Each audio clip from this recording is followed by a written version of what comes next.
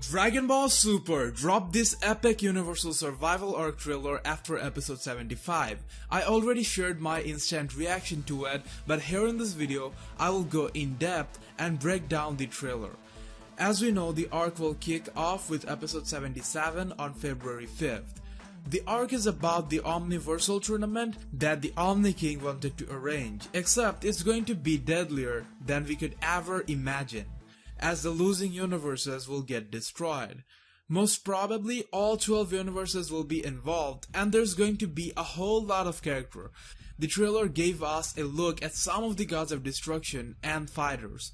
It was quite fascinating and had a variety of elements. The main two highlights of the trailer ended up being the legendary Super Saiyan and the clown god of destruction and angel pair.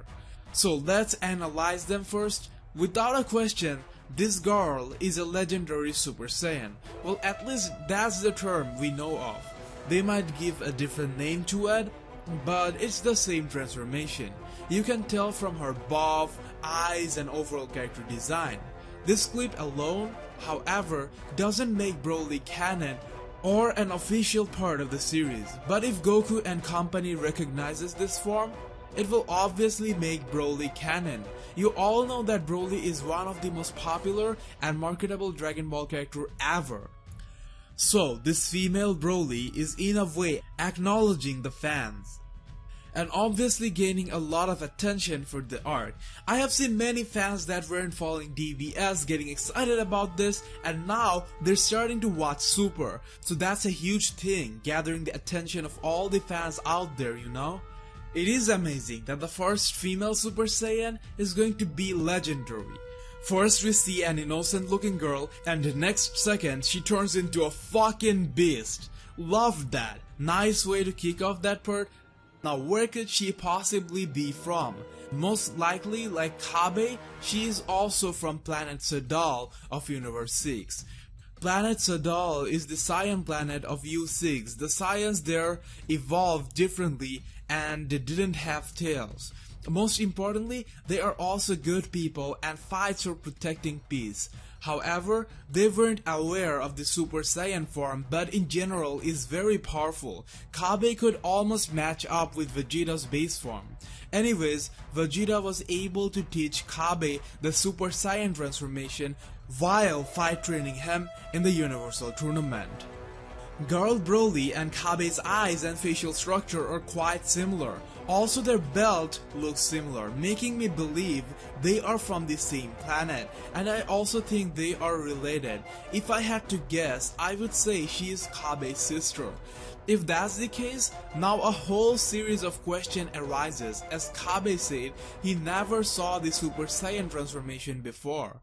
Well, maybe she was kept hidden before that point. Perhaps, like Broly's father, someone was controlling her powers. Or the other thing could be, Kabe went back to his planet and started teaching people to super transform. Then she found out her potential. Undoubtedly she is a prodigy. The question is, what type of control she has over it?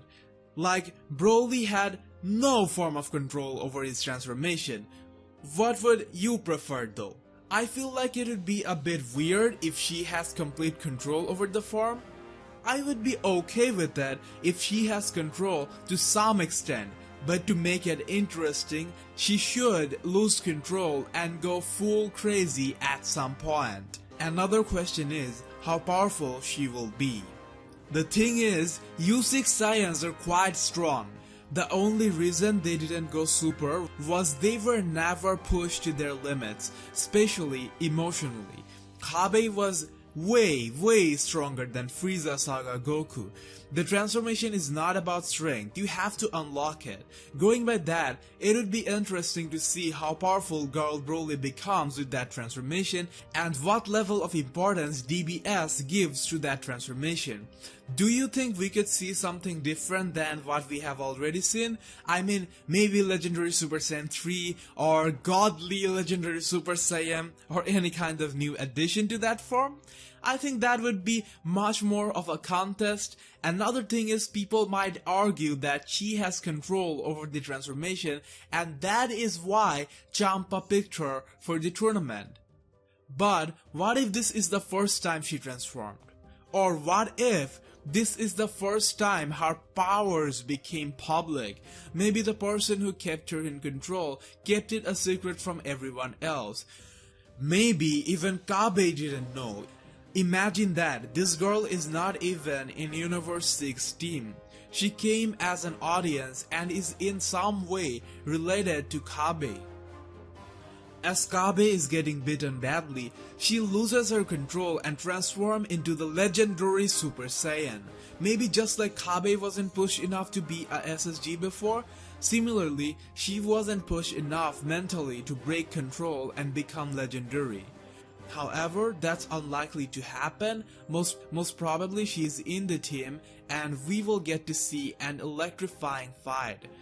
Moving on, among the gods, this clown god angel pair grabbed a lot of attention because out of all the things, they just had to have a fucking clown as a god of destruction.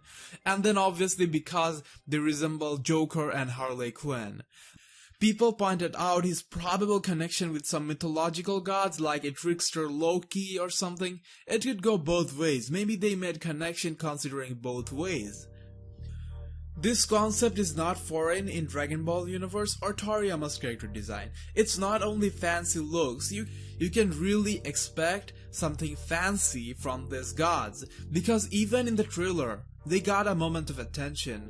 The trailer was pacing through other gods, but highlighted them with a full frame. Again, yet another thing unique about this group. This mysterious dark character is standing alongside the gods, even though all other universes have only the gods and angels as representatives. We have absolutely no idea who he is. Even if he is their lead fighter, why would he be there? Another thing though, sometimes trailers can be deceiving. From another moment when all of them had someone like this standing. If not, I can't really think of anything valid. If you have any solid theory, do comment down below. But if we stick to that only gods and angels are supposed to be there, could it be something crazy? Like the god of destruction uses two bodies and can go from one to another. His one form is clownish while the other is absolutely the opposite? Well, that's a crazy assumption. This could literally be nothing, so let's not lose our sleep over it. I just hope the clown god will be a rule breaker type. Clown God's Kaioshin and Universe 10's Kaioshin looks an awful lot like the cartoonish Kaioshins we see in Xenoverse. Okay, 10's God of Destruction is a pink elephant? Okay, I didn't even get surprised anymore. He resembles Ganesh from Hindu or Indian mythology. They believe him to be the god of power and wisdom. So, we also have what looks like a female god of destruction, and I like the character design of this angel better. The Kaioshin looks like a very old one. Here, we got the huge god of destruction everyone was talking about, and he's like the Android phone logo. The angel and the Kaioshin are too blurry to be analyzed, but looks a bit different from others out there. Then we have a fucker who is too blurry to be even seen. And if you know anything about DBS, little fucks are the biggest winners. The Omni King tells you the story. He's like what? A Pokemon, and still the mightiest ever. We also have a hairy god of destruction. I didn't like the design too much. I liked this foxified version of Beerus god. He resembles Ninetales or the Trickster Fox maybe? But then, the interesting thing is, his angel appears to be the one who was seen with the dwarf god in a magazine cover. We all kind of assumed that they were a pair, but now we know it is not the case. Why were they uncovered though? Maybe just random display of character designs? Or will there be some cause and God's angels start teaming up for that based on it? Comment your thoughts down below. If you notice, all gods of destruction has weird physical structure, skinny, small, fat. I don't like that too much. I was hoping to get a bigger, muscular, serious looking god. Well, they did throw in Girl Broly for muscle fans, but that's not enough. At least one god should be muscular, come on. We also saw Frost in the trailer. I'm a bit surprised that Vados and Champa decided to bring that tool after what he did the last time. Maybe because they couldn't find 10 fighters, or because this time around it's about survival and there are no rules. Interesting, the Grand Priest and the Omnis. One Omni has been highlighted with red color while the other with blue. Could this be hinting that one of them will be evil or that they will have conflicting wishes? This part is also interesting, Grand Priest using an explosive attack. And like blowing them up, some kind of symbolism game is probably going on. I bet there's going to be some problem with the Omni King, and the Grand Priest will have a major role in this arc. Many fans think the Great Priest might rather be evil and the one who suggests destruction. What do you think regarding this? Can an angel even be corrupted? And if so, as the Great Priest is their father? A lot to talk about. I'll make another video predicting what might happen with this Omni Kings and the Grand Priest. Like our Facebook page, Dragon Ball Fanverse, for daily updates. You can also find me on FB by searching for The Fan Guy. See you in the next Dragon Ball video.